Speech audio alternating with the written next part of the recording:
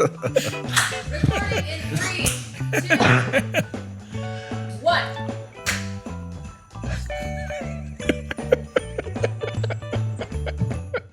We wish you a Merry Christmas. We wish you a Merry Christmas. All right, here we are. Hey, everybody. Welcome back. I'm here with Pastor Bob, Pastor David. I'm Liz, and it's Christmas time. Yay. You can tell by my Well- very festive sweater and my Christmas tree mug. And I noticed both of you are Scrooges today, Yeah. especially you. What? I brought a Pastor Christmas Bob. tree. Beautiful Christmas ficus. I'm fixing the microphone so that somebody behind the camera there will get upset at me the whole time. Oh, moving this good. around. So that's Well, we wouldn't want to hear you. but she'll or forgive anything, me because you know? it's Christmas. Yes, everyone's nice at Christmas. Perpetual goodwill. It's the season of it. We wish you a Merry Christmas. Wow. Okay. Well, Okay. where are we going with this? 'Cause Well, we got lots to talk about today. Pastor Bob loves Christmas. Yeah. It is his favorite holiday. So he told David and I that we could just sit here and he would talk about Christmas the entire time. yeah, that's it. All right. Well, let's talk about Christmas a little bit. Christmas brings a lot of, I think, mixed feelings for a lot of people.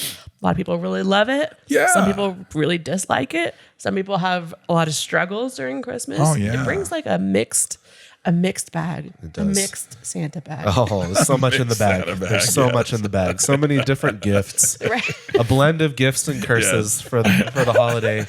There is a Grinch for every Santa. And Yes. so, yeah, there's two sides of every coin. But I mean, obviously, Christmas is amazing. I'll be the one person that actually likes Christmas on I this like podcast Christmas. because I like it.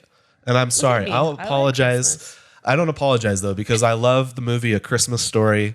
I love Home Alone. I love Elf. I love all those one. movies. Good. But most of all about Christmas is I love, the real point of Christmas is it's about God. It's about God coming to earth and incarnating, use the Nice. theological There's concept. Pastor David getting all those music things. I mean, and musicals and movies in right in the beginning. That's amazing. Usually he spreads them out through our talk, but it's a miracle. I haven't referenced a musical yet, but I mean, You will. those are I'm movies sure, I'm about, sure you, Elf is sort of a music. kind of, you yeah. will. Yeah. They have that song in it that's now Yes. canceled about how it's cold outside, but Nice. we won't mention that. You're going to like do like a Lord of the Rings Christmas or something? Because you usually throw some of that in there somehow. I'm trying to figure out how that's going It's to a work. different Cosmere Christmas in universe, so Hobbiton. it's hard to make the little Hobbiton comparison. would be a nice place to spend Christmas, I think. Amazing. Yeah. No, You I know, love Christmas. If anybody's still listening, we are just doing Christmas cheer, I guess. That's how what it's about. Well, I mean, okay, so let's talk about Christmas a little bit. Yeah, let's do that. Because obviously there's a lot that goes with it, right? There's like the whole consuming factor of Christmas. It's like the shopping and the presents and the decorating and the Christmas programs and all the stuff.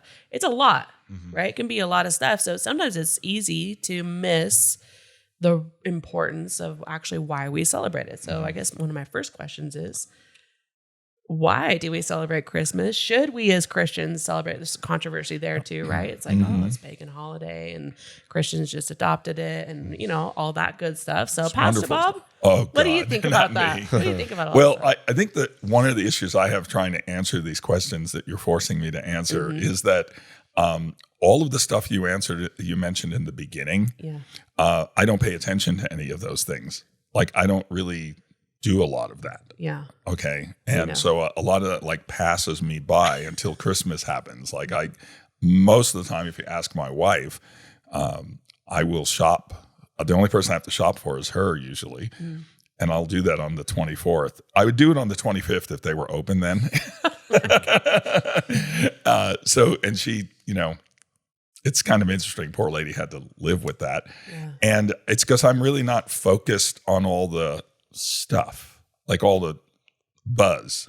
I don't, it's okay. I mean, I like seeing kids have presents and all that kind of good stuff. Yeah. That's fine. I'm not against any of that. I'm just not really focused on it myself. And I haven't been for a long time. Could have something to do with the DNA and the heritage You know what I'm saying? It could be some of that, but it's not the Italian side either. Right. It's the Jewish side, and it could be like, I don't know. I'm just saying, The Hanukkah tree. No, I don't do any of that either. I don't know. For me, I focus, and we can do this some other day, but I think I focus more on Easter time, resurrection time, than I do Christmas time. Yeah. Which, who knows? It could have been around Christmas. Nobody knows for real. Right. But. I mean, on that note, I don't know, Pastor David, do you want to speak a little bit to just kind of the whole thing about celebrating Christmas in December? And like, is it okay for Christians to celebrate Christmas? Should they celebrate Christmas? That kind of thing. Yeah. I think you can, I'll just give my personal opinion and just have fun. Just celebrate. Right. Just have joy. Yeah. This is when we celebrate it as a society. It's gone back thousands of years.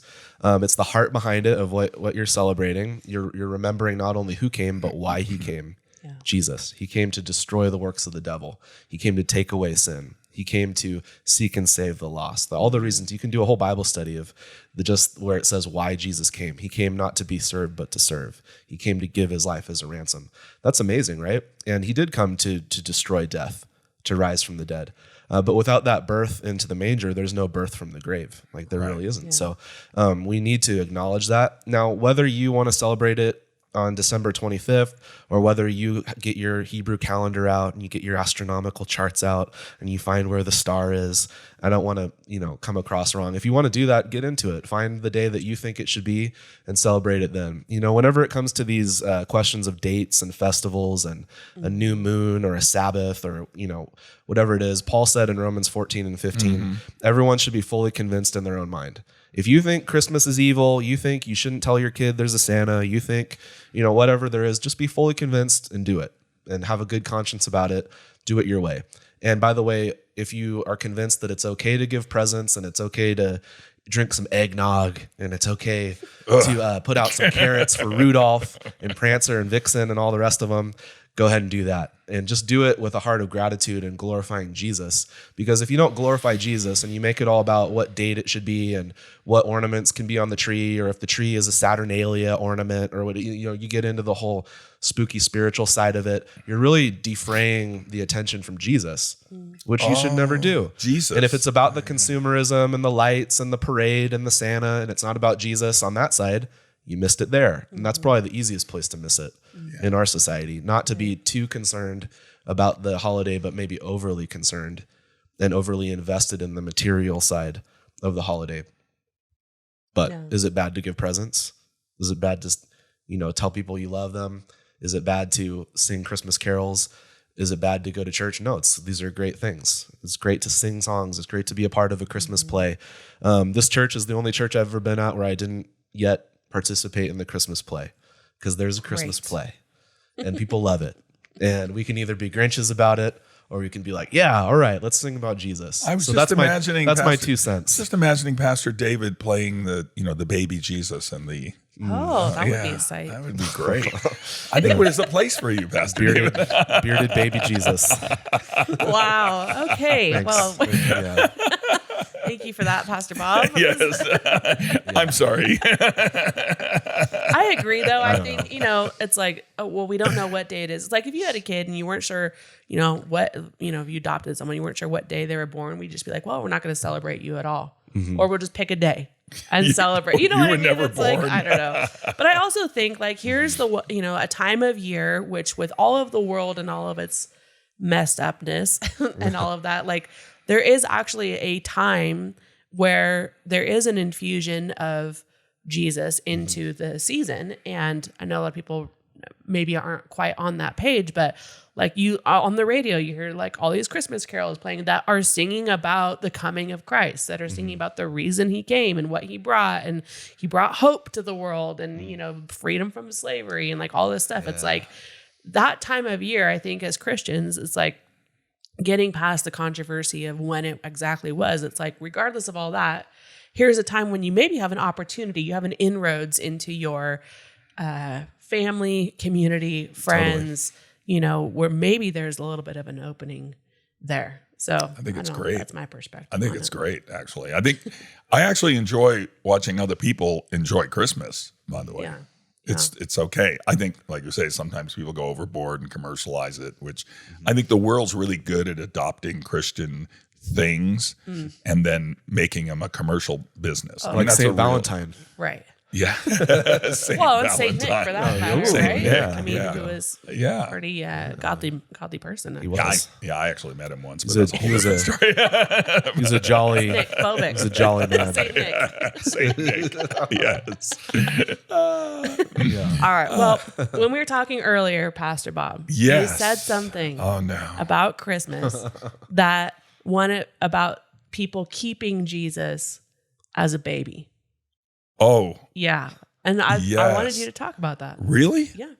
Well, I think the problem is that we are so focused sometimes at Christmas, and I think it's very easy to do this, is to keep him in the manger and a baby without a whole heck of a lot of power. Then he doesn't have to exert any of his power into our life. Then you don't have to be really responsible to a baby. You hear what I'm saying? Yeah. And not only that, you can just remain a baby in your walk. It's so good. Because you're being like Jesus. Just like Jesus. You're That's being right. just like him. Just like him. I'm crying. unless I become as a little child. You know, we can shoehorn all the scriptures in there. You hear what I'm saying? But the reality is that Jesus Christ, when he comes back, he's coming back in power and glory. King of kings, Lord of lords. He's not a little baby in the manger ever With the again sword. with the sword, right? yeah. And all that. And so I think we can lose sight of the fact that we have this risen Savior that's King of Kings. And that's some of the things. And the other component about it, I'm just going to go into the deep end with you guys right now. You know, Isaiah 7 tells us about, his coming. Well, it's in a weird, he's speaking to kings and just out of the blue. Hey, I got an idea. Unto us a child will be born. It'll be Emmanuel. And you're like, wait, that's nothing to do with that, what you're prophesying right now. But heck, let's throw it in there, and it'll be born of a virgin. It's obviously scripture is being fulfilled. It's a miracle. I think there's a miracle of the birth. Yeah. And then, Matthew starts to, Joseph, the dreaming and an angel telling him, and, you'll call his name Jesus, Emmanuel. When I think of Emmanuel, and I know we go, God with us, but I actually believe it's for me. I've always interpreted it now, being the scholar I am, in not the Hebrew, in the New York. I've always interpreted it God not just with us, but God in us, God revealed in and through us, because that's why he came here, right? That's why, hey, you're the light of the world. You're, the salt of the earth. He's the light, obviously. And then he's like, you're the light. Okay. So there's an assignment that came with his birth into the earth that is completely missed, I believe, most of the time in Christianity in the celebration of Christmas. And the fact that the promise there is that God will be revealed in us. This flesh will take on this godliness, and we have the possibility of that. So like I said, I don't preach all this during Christmas because I don't want to get religious on people and spoil their holiday. But the reality is that's how I actually think of Christmas. I think, wow, there's a lot more at stake here now. So by the time we're done celebrating Christmas, nobody has the tolerance or the stomach to hear about Emmanuel, God with us, God in us, God revealed in us. I mean, we're done. It's like, enough. We've had Christmas, enough. It's been we started in August with Christmas, right? And it's like, and that's the part that I have issues with, right? I love the fact that now people are open to God a little bit more. It seems like their hearts are a little more open. They're inundated with Jesus. And like you said, Christmas songs that really speak of tremendous things. If you actually listen to some of those verses, yes. That's my favorite one. Yes, like when when he was born, it was like heaven exploded. Whoa, yeah. Right? And we forget that. We just, so we minimize Christmas, I believe. And we maximize the stuff around Christmas and the doing and minimize the wonder and the miracle of his birth and why. Like, Right. this is like we're doing why Christmas, Exactly. right? Why? I knew we'd get there. But like I said, I don't want to sound like some weird Pharisee and spoil everybody's Christmas, because I completely enjoy, when kids are growing up, I enjoy watching them, Yeah. with Christmas and the love they have. And actually I'm all into presents. I think anybody listening to this, if you want to send me presents, I will accept them all year long in the spirit of Christmas from you. Just keep sending them. It's okay. Cash would be okay. Anything. That's a paid political announcement going on here. An advertisement. in the Christmas Yes, spirit. just send me, send me weird sweaters, that kind of stuff. Whatever you want. Fruitcakes. Don't send me fruitcakes. I have so many strange stories about Christmas, but let's just talk about other things for now.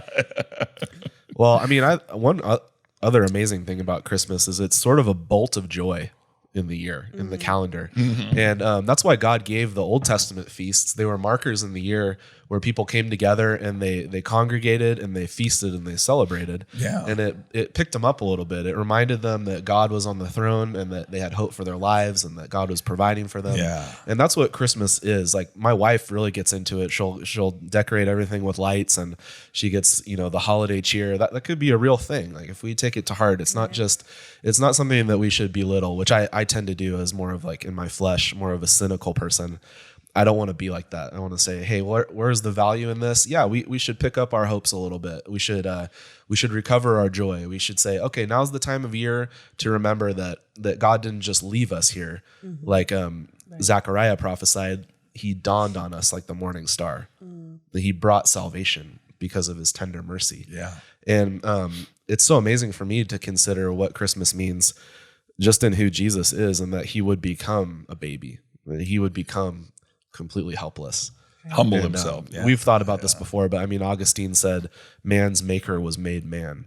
Yeah. Like, just think about that. Just let that, It's a little bizarre. how, it's such a amazing concept that if we believe, which is a gift of the Holy Spirit to believe that, if we continue to cherish that belief and rejoice in that hope, it can bring us out of a lot of darkness. And so I think there's so much value in that.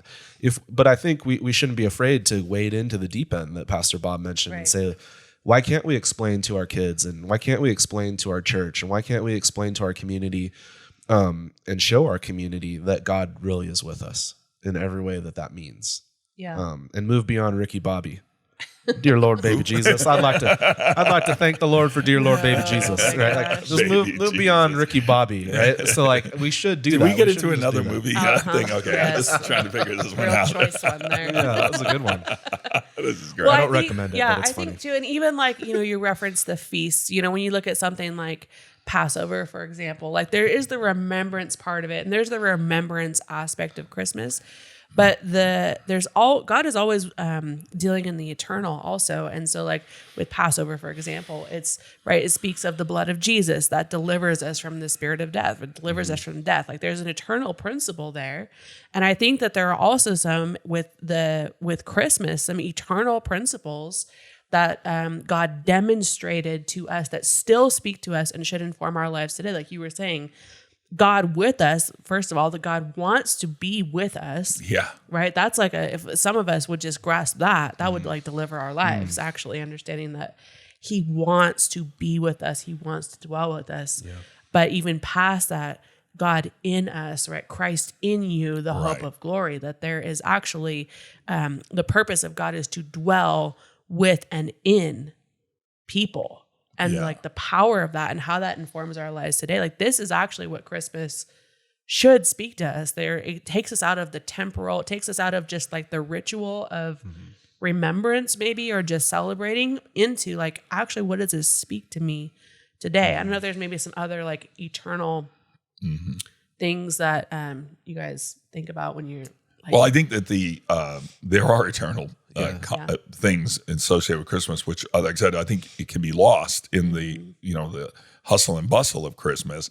Right. But like you were saying, like it was that there's a saying, the word came flesh, and now flesh is becoming the word. That's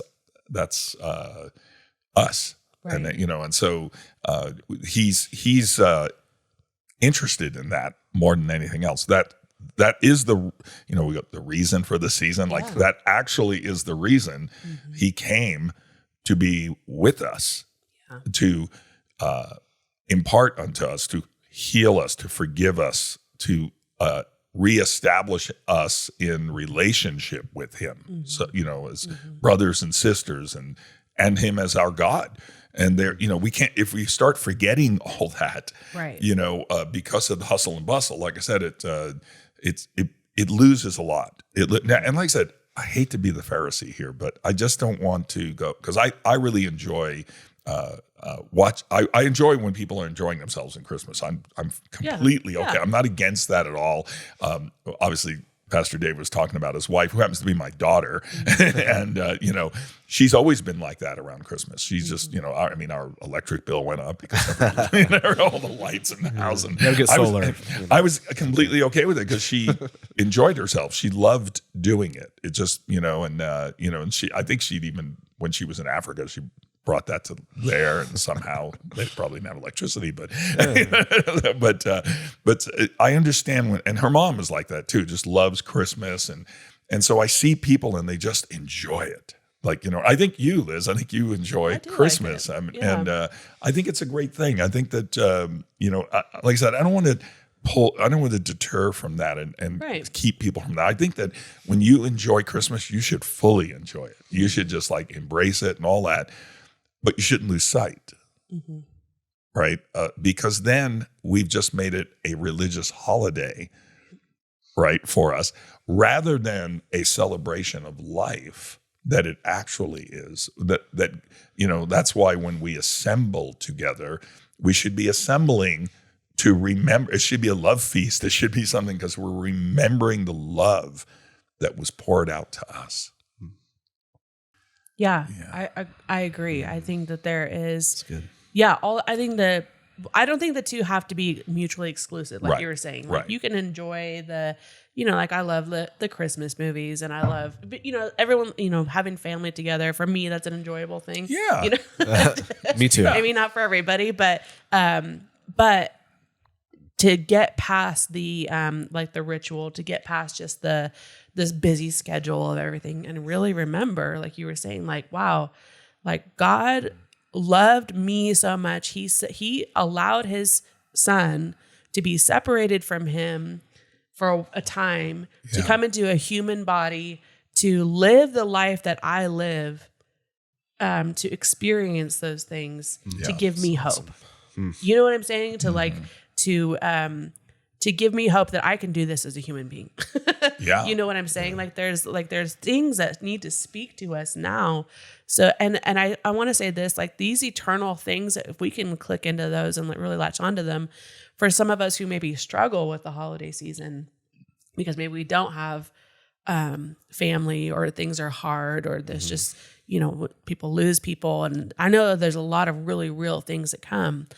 But these eternal principles, those are the things that will actually help you navigate through struggle during this time, because it's not so much about your hope is in the celebration, your hope is in the decoration, your hope is in the gifts, that your hope is in God became like me to give me his life and to show me that I can actually walk out. He gave me his life to walk out in the earth, and he became flesh like me, and the word becomes flesh. And so that principle is supposed to continue. Like we're saying, like we are supposed to be living epistles. We are supposed to be the walking word of God.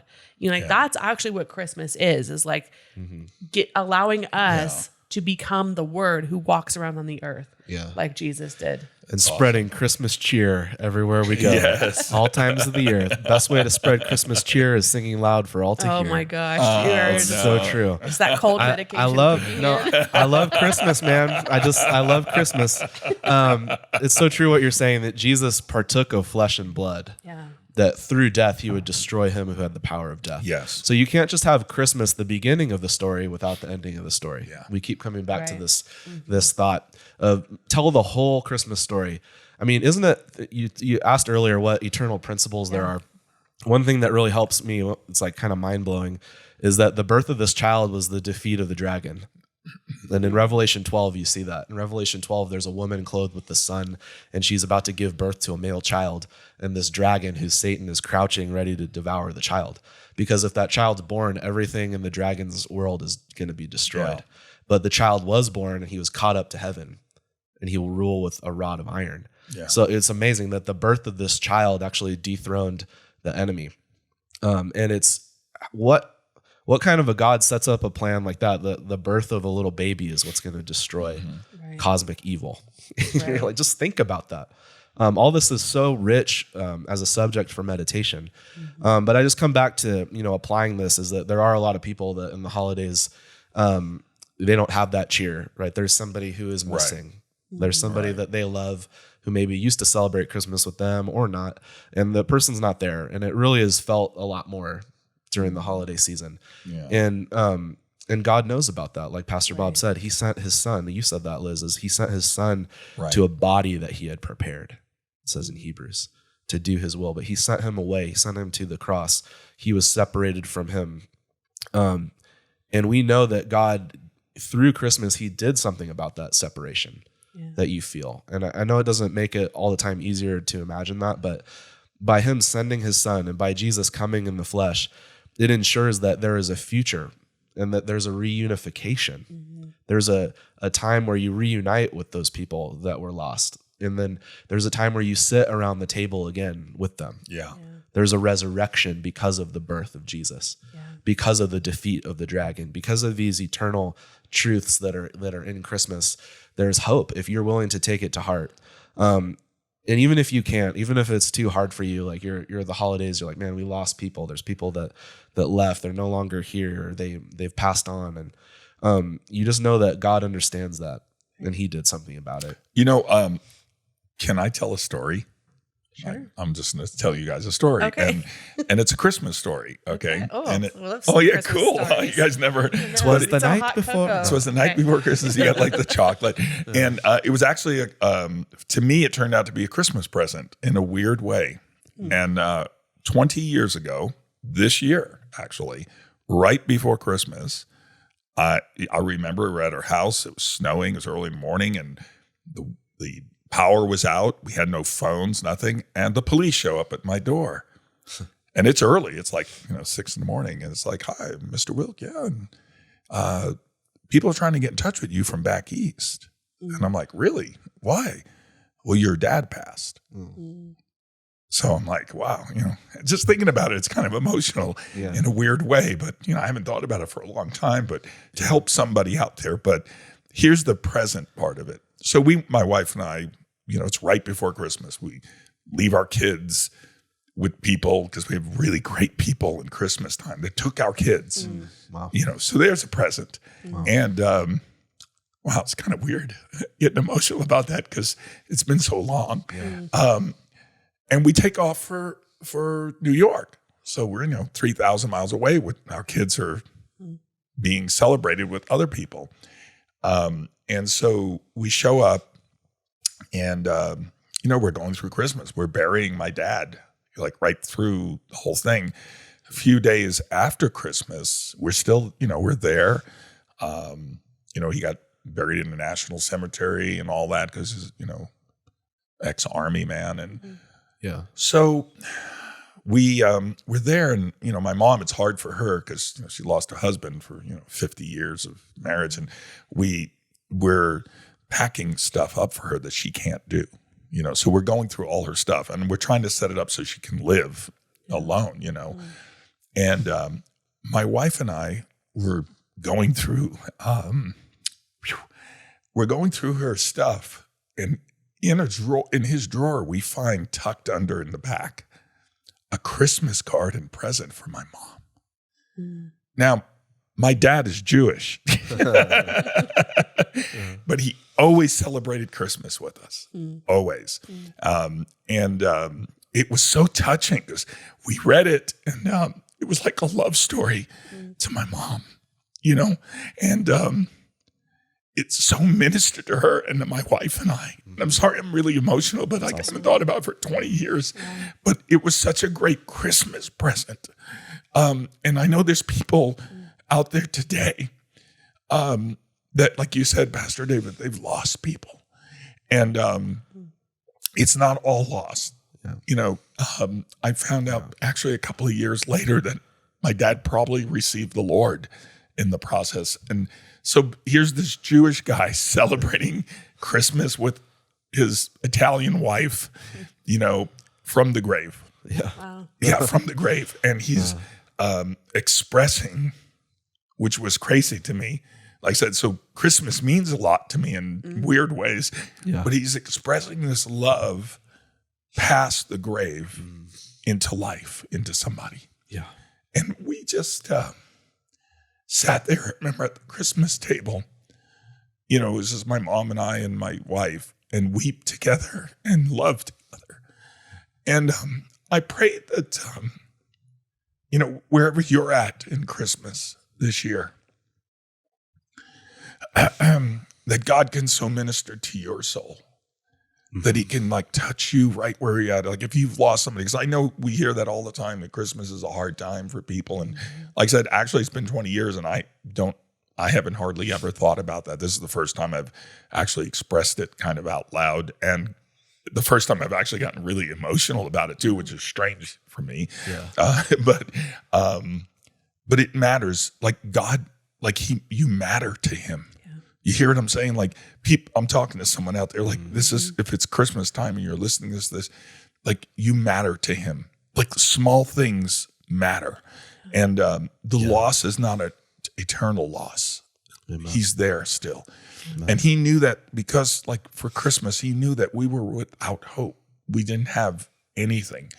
And he sent his hope and his grace and his love into the world. He brought it past death and brought it out of the impossible, things into this incredible birth of Jesus. And he's in that process. He's pulling you closer into his heart. That's the tangible reality of Christmas. You hear what I'm saying? There's a part of that, by the way, that's why we've all walked with the Lord for so long a time. It's because of that. It's because of that intimacy, that connection with him that goes way beyond presents.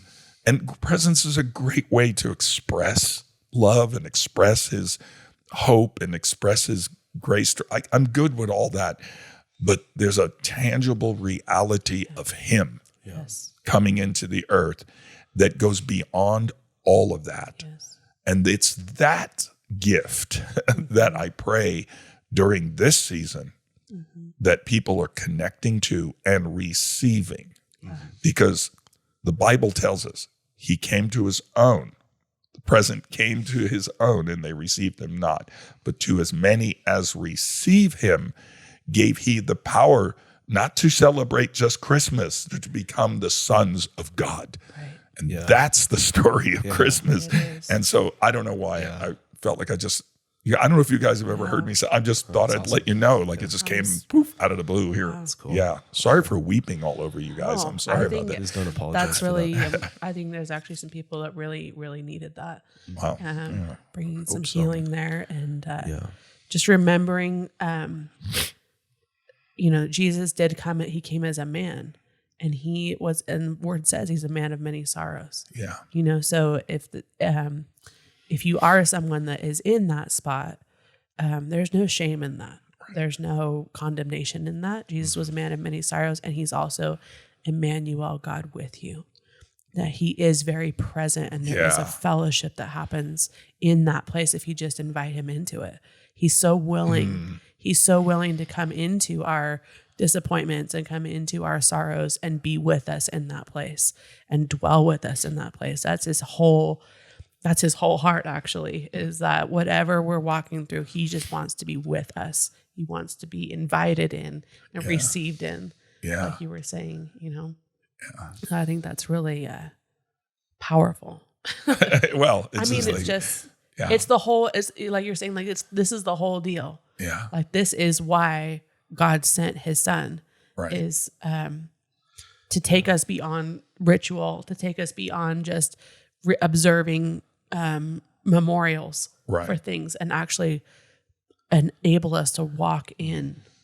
Yeah, I keep power and hearing love of God. it was an invitation into his family.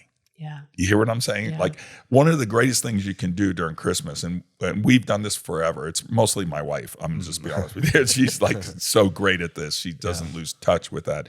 Is that she invites people. Sometimes we have strays at our house that just people just like, they don't have anybody. It's like, come to our house. We're fine with you here. And she's over the years, I know she's gone out like and spent so much money on just people like for their kids that don't have some money and stuff. It's the kind of, that's that giving. And most people would never know that about her. She would, and I'm like, oh, so that's Christmas. Yeah. So I can tolerate the weird part of Christmas and her, like all the Christmassy stuff, because I know the heart behind that, like that heart is really, it's intact. And that's God's heart. He is there's an invitation, like I said, into his family. That's really what was happening when Jesus came, right? He wasn't just calling us to an event. He wasn't calling us to, salvation. We make it a thing. He's actually, when you break it down, him coming and us receiving him, we're actually entering into into a relationship with him. Yeah. Our Father in heaven, you finally get to be restored to what you were really designed to be. Yeah. But we lost as a race. We lost. And so, and that's the reality of Christmas. Mm-hmm. It's so intense to me. It's like, oh, that's Christmas. So that's the part where, Scrooge Bob just like, let's not miss some of this. And I don't want to be religious about it either, tell you the truth. I'm just like, I want to have some fun and mess around. It's great. But let's not forget, that is the reason. That is why he came. It's so that he can invite you and me into his family. Yeah. Mm-hmm. Yeah, there's such a turn from despair to hope. Yeah. That it's the people who sat in deep darkness have seen a great light. Yeah. And that light is nothing other than God himself. And, the Father gave an inexpressible gift. He really opened up his own heart and tore it out. And was like, okay, here's my son. Right. Here's my son. And he's your brother now. Yeah. That means I'm your dad. Yeah. So that's who God is. I mean, speaking of memories of Christmas, my dad died about 15 years ago as well. He passed away. And last year, my mom found this old video of our family when I was probably like 4 years old. And my other sister was 2 years old. My youngest sister wasn't even born yet. Then I watched this, and I hadn't really even seen my dad even on video for years. And I hadn't heard his voice. And I just saw him like giving us gifts and, sitting with us and playing with us. And it broke me. I was like, oh, I lost it because you could see the heart that he had. And he didn't always show like a ton of emotion. He was just provided for us, and he was fun and all that. But to see like the love that was in his heart for his kids and just wanting to be there with us that speaks to me of who the Father is, that it's a delight to him to give gifts. It's a delight to give himself. It's a delight for him to be with his kids. And there's something so powerful about that we can't lose track of that. That he is, what you said is 100% right on. He's trying to give us access to him, and he's trying to give himself to us. And if you miss that in Christmas, you really missed it. You really missed it. And you'll miss the hope that gives. Yeah. That he's like, hey, I'm for you. I'm your dad. Right. I will give anything just to be with you, just to bless you. I would tear out my own heart just to bless you. That's an awesome story. Yeah. It's interesting that both of you guys talking about your fathers, because I've been thinking actually a lot about the Father, this actually preparing for Christmas. Obviously Christmas is so Jesus focused because he came here, but I've really been thinking about the Father, like what that took for him to send his son like that. Yeah. But to see, like especially like when he's born, like here he is, like this super fragile human baby, and that he entrusted him to people. I'm like, that is like, to me, that's mind blowing. Teenagers. Teenagers. Yeah, like they didn't know what they were doing. They lived in a horrible time in the earth. They weren't rich. They didn't have a lot of provision. You know what I mean? Like, and God took like the most precious thing he had and entrusted it to people. Yeah. I love like, that. That's like, oh, wow. That's one of those things that's like the eternal principle speaking today. Like he takes his most precious things and he entrusts them to people. Yeah. And he entrusts them to you. It's like, I'm sure Mary and Joseph were like, why us? Like why did he pick us? Like, we're not the right people for this. You know what I'm saying? Yeah. Like, what if we totally mess this up? Like, what if we drop baby Jesus? You know what I'm saying? Like, Yeah. but like, what if we can't give him what he needs? What if we're not enough for him? Like, what if we don't know as much as he does? You know what I mean? Like all the questions that we all go through of like, why would God choose me for something? And like, I don't know, it's been really strong on my heart and just like to speak to you as you're listening, like God trusts you. God is so trusting. He is so much more trusting than any person. Yeah. He takes his most valuable things and puts them in your hands and says, I trust you and I will give you what you need to do this. Just depend on me. And that's just, it's like, he just keeps speaking that. It's like, you may worry, like you don't have what it takes. You're not the right person. You're going to mess it up, all the things. And God trusts you. He trusts you with it. He's like, I don't know. To me, I've just been thinking about that, like how vulnerable Jesus was and how trusting God was and how willing he was to risk the future of humanity into the hands of two people, and to a community. And then, I don't know, it's just been like blowing my mind a little bit. But he picked a community that had everything going for it. Yeah. Right. It had everything going. Everything Stable was provided. economy, Stable economy, right? Peaceful, nice government. Right? Everything was perfect back then. Right. And then he says, like Pastor David was saying, yeah, it's got a couple of teenagers. like, oh my God. Don't let the 14-year-old hold the baby. Yeah. And this is us. I think you're actually speaking by the Spirit of God to people out there. Mm-hmm.